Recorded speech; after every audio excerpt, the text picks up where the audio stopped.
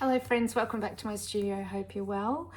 Today's all about tips and tricks on using a gel plate. I am not an expert by any means. I originally found getting my head around thinking like a printmaker very hard because I'm primarily a painter, and it is quite different working in reverse and working in almost backwards compared to painting.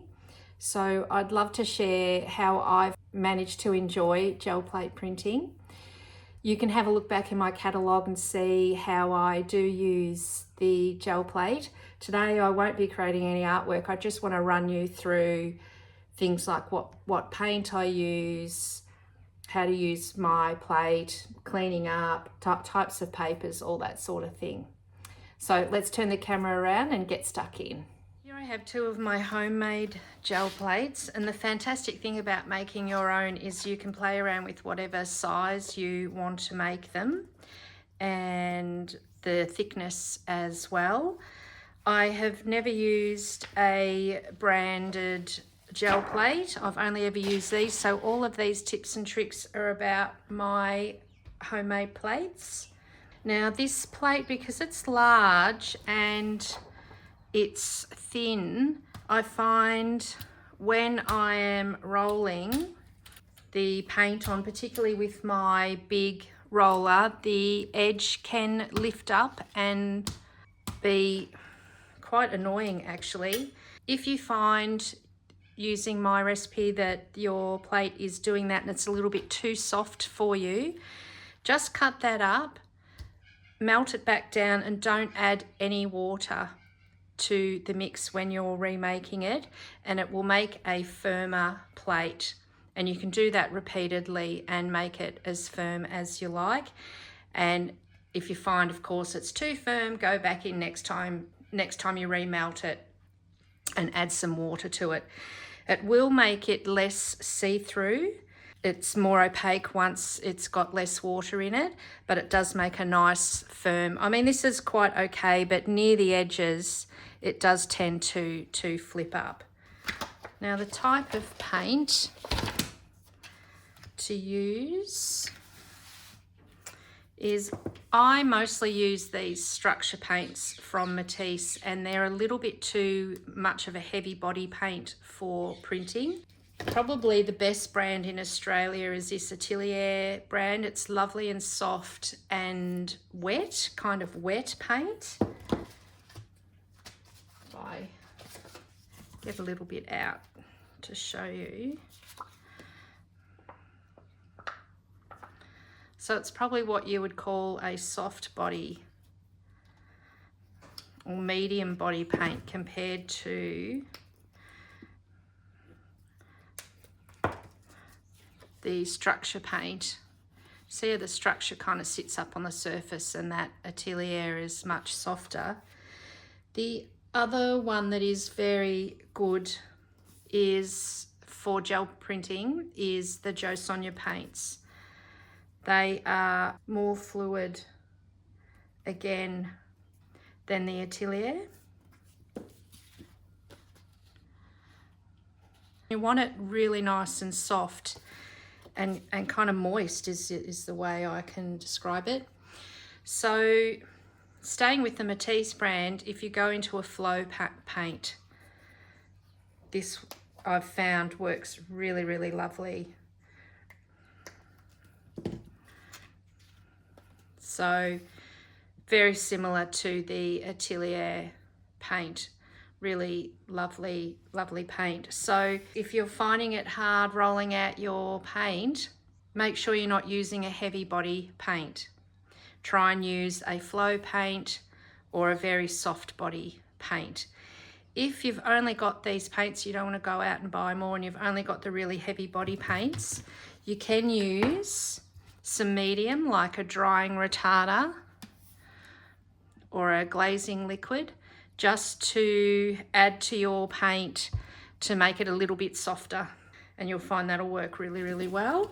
The other thing with the paint is how thick you're rolling it on. A thinner, and we'll get into that in a moment, but a thinner layer of paint will always work better than a thicker layer. The rollers, you can get all sorts of different rollers. These are two different brands. This is an SD and this is a Brayer Speedball. And it's important to take care of your rollers. They all come with their own sort of stand. Never sit them on their roller. This has a little stand this way. It's important that the rollers sit up off the surface.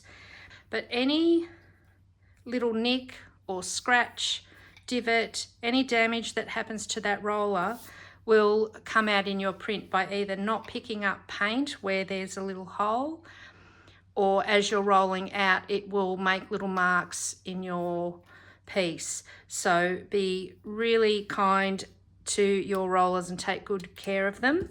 Cleanup is I just use a baby wipe. I try and buy as natural as I can with no scent in them if I can.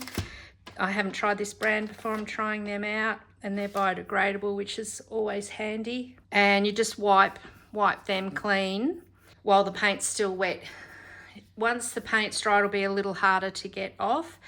You can let the paint all dry, and once it's a thick enough layer, just keep using it, dry, using it, letting it dry, using it, letting it dry. And eventually the paint will be in a thick enough film, you should be able to just peel that off. But I prefer to, and you won't ever get it completely clean as you can see, but I prefer to try and wipe them off as I'm using them.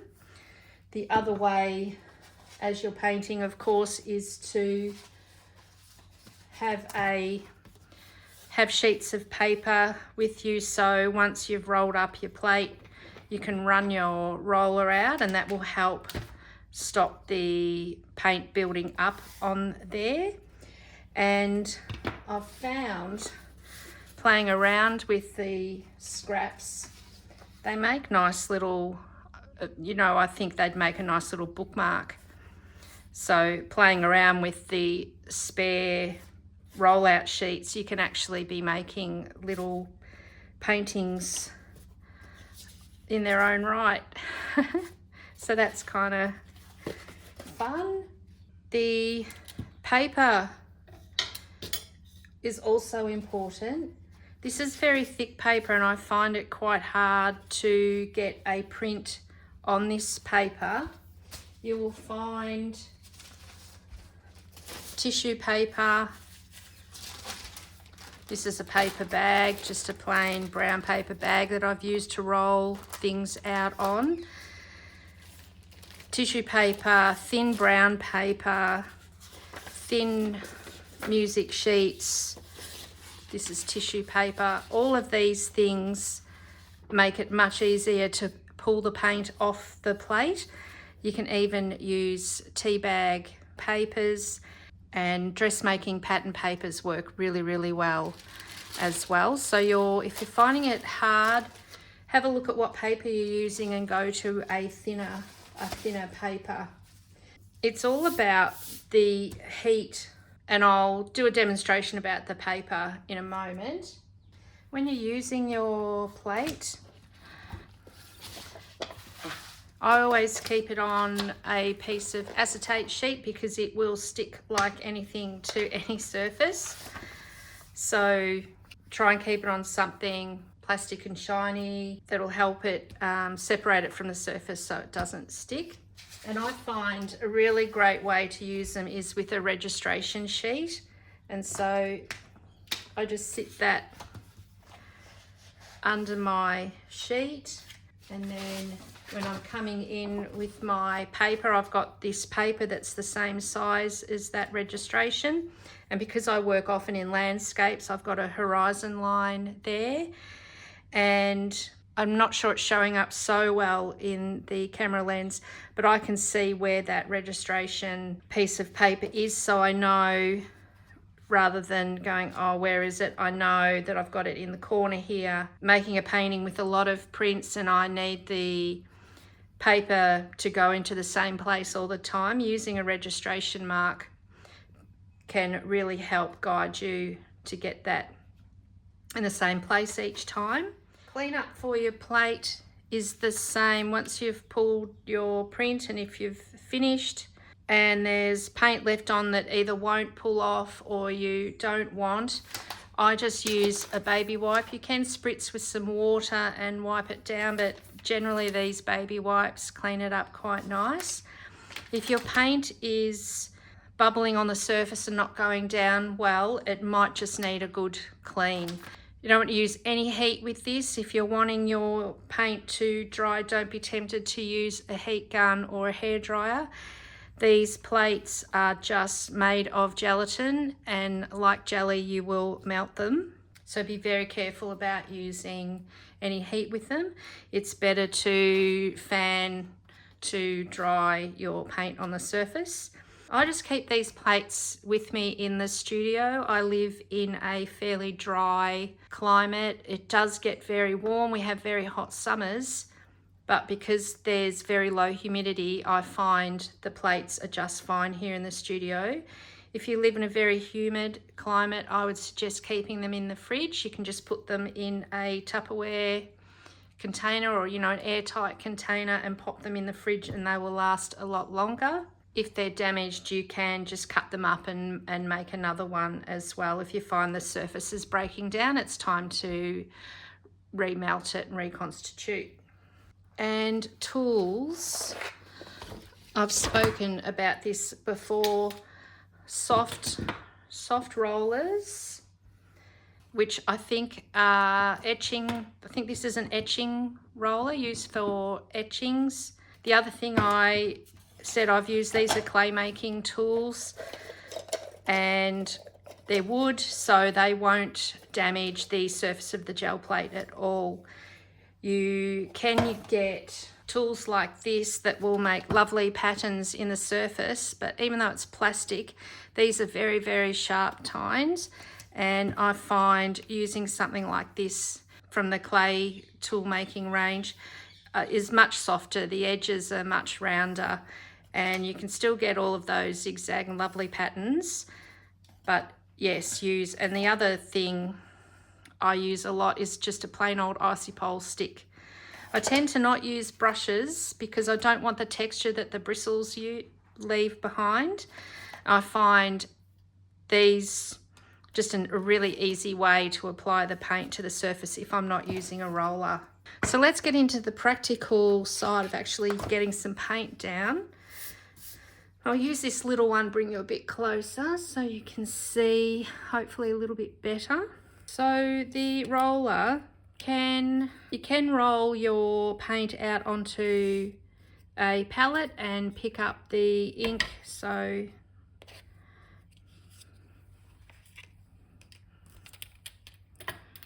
use this.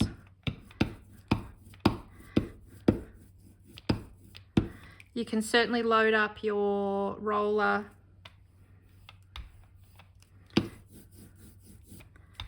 from the palette,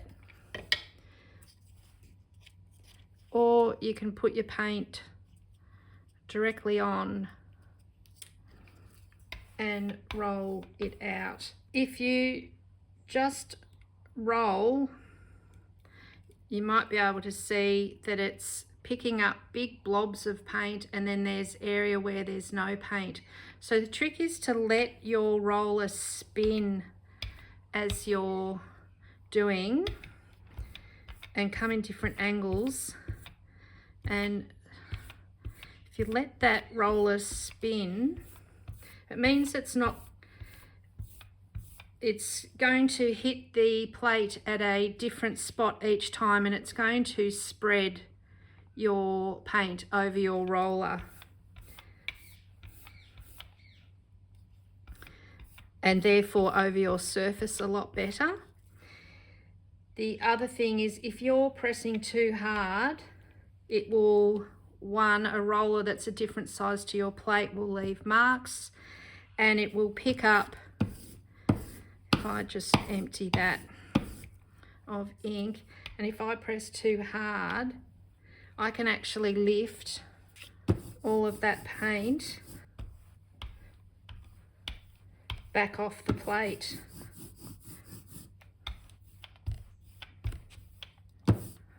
which is useful technique. But if you're trying to apply a nice layer and you're pressing too hard, you're actually lifting your paint off the surface.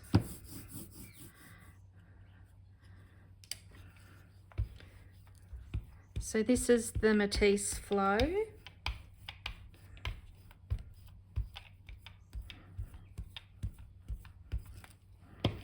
And if I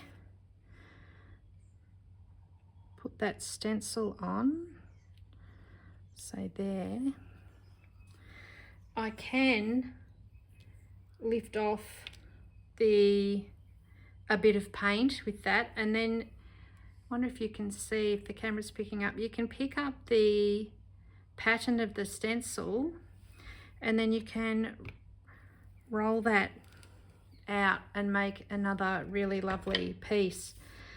So that's a really nice technique. And then of course it has our pattern in there.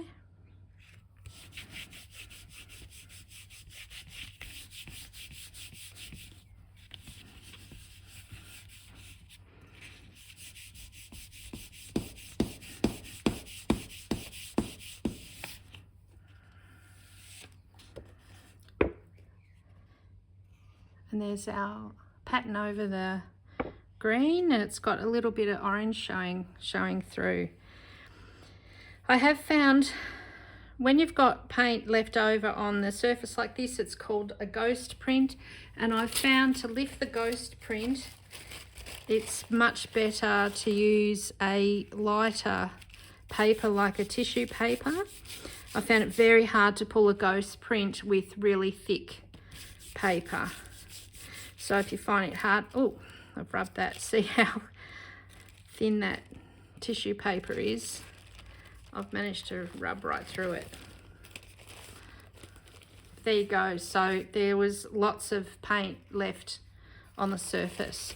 So yes, using a lighter paper will help you lift that ghost print off.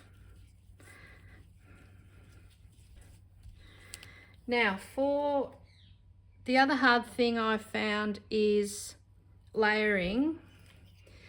So let's put some green,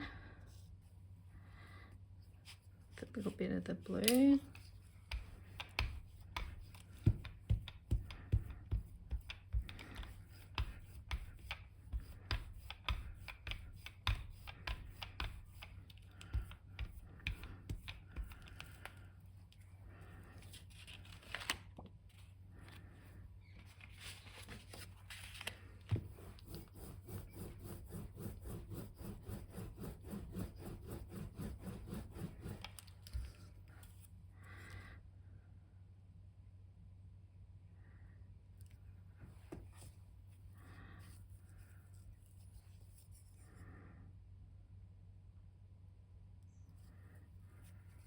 Now it's important to let this layer dry. If I add paint over the top of this now, I'm going to blend that colour into that paint.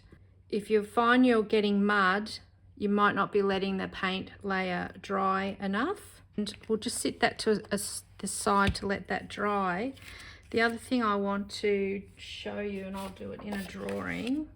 So if we're looking at the gel plate on the as a cross section, and we're looking at it on the side like this. Here is the gel plate. And here's your first layer of paint.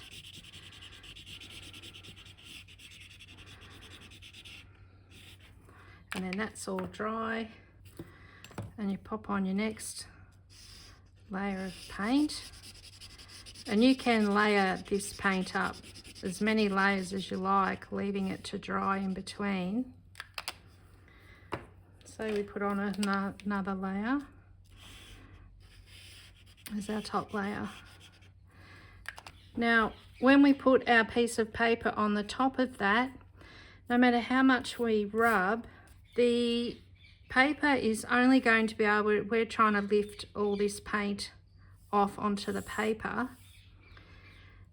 the paper can only hold and pull a certain amount, so it might only pull to there, say, so it won't pick up any of this orange layer.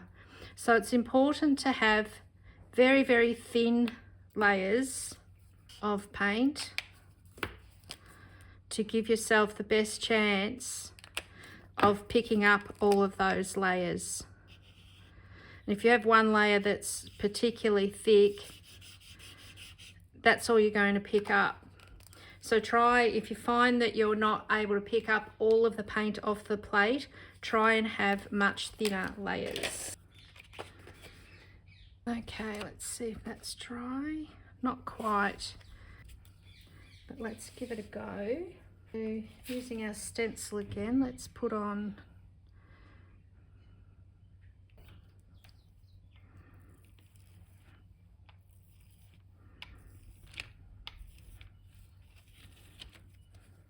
I can see that it's pulled some of that paint off already with that roller because it was wet. It shouldn't do that if it's dry.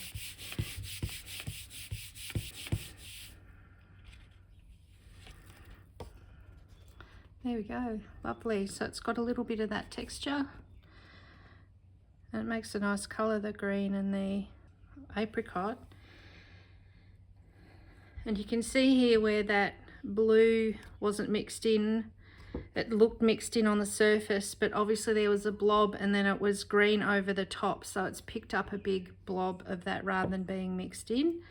But it could be a nice technique. And not, you know, embrace the happy accidents, I guess, is another big message of this vlog. You might be intending to do something, but this is how I found out about picking up this stencil colour, was just by printing, doing exactly what I just did then, running the roller out and noticing that I had picked up the pattern from on the roller from that stencil. Here I'll show you, try and pick up that ghost with the paper a little bit. But if I do it with the tissue paper,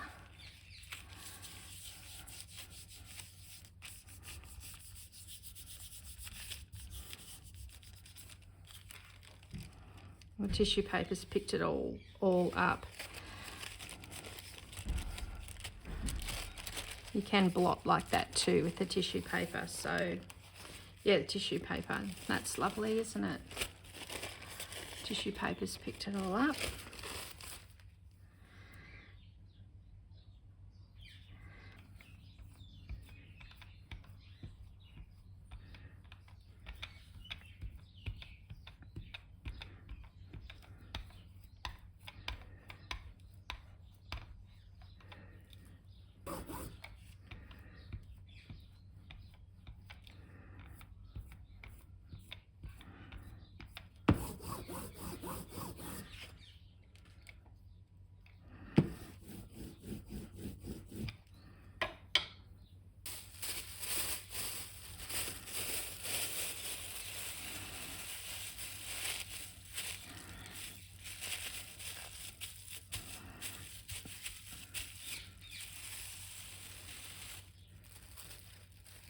Lovely bit of texture in there. Let's wait for this to dry and we'll come back. It's taking ages to dry, so I'm just going to take a bit more off there.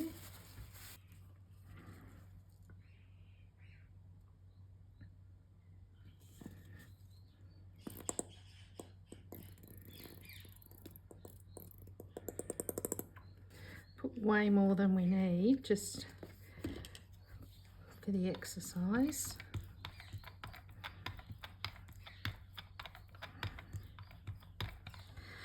And can you see the texture in the paint, those ridges? That's a sign that you've got way too much paint, and it would also slide around. So the trick to getting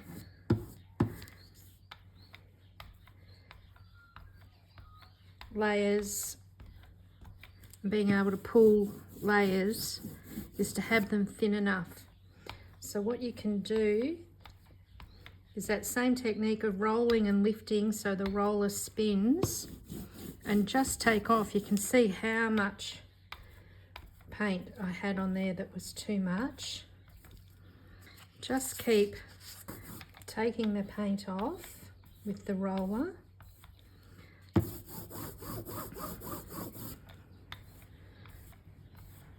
And I'm pushing very, very lightly. It's really the weight of the roller that I'm using.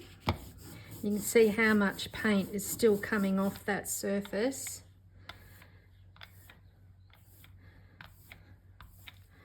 And here we go, now we're getting there. And I'll lift that up so you can see. See how we can see that bottom layer? We can see all that texture.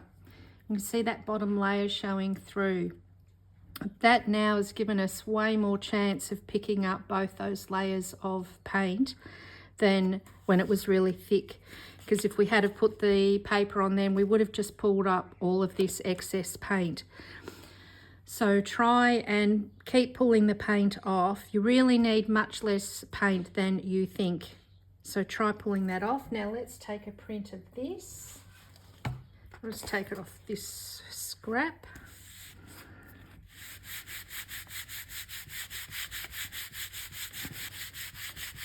It's also important that your top layer is still wet. Any underlying layers need to be absolutely dry, but your wet layer, the very top layer, needs to be wet because that will help it stick to the paper. And the wetness of that will help pull all of the other layers with it. So let's have a look what we get. There we go. That's really interesting. Hasn't pulled it all off. I've got a lot of that dry layer still on there, but that's actually really lovely, isn't it? And let's go over the top of this dark. See if I can pull a bit more of that away. I could have rubbed for a bit more and that might have picked up more. But that's the thing, none of this, it's really guaranteed. And you need to embrace the happy accidents and the not so quite what you intended type of thing. There we go, that's picked up the rest of that. There's not much left on there at all. But the tissue paper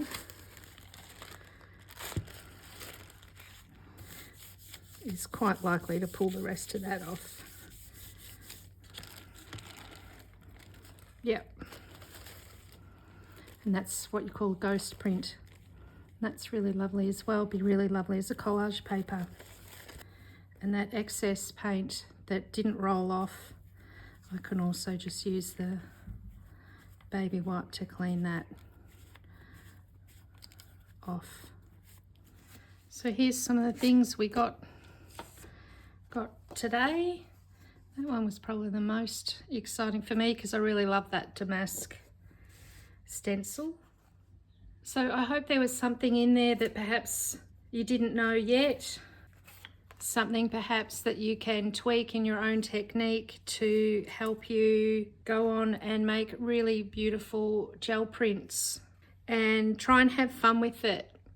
This is one's pretty boring, but it can be a really great first layer of a painting or a drawing that you go over the top with. So nothing is at a loss. And I hope you have lots and lots of fun getting your gel plate out and having a go. Thank you so much for watching, and I'll see you next week. Bye.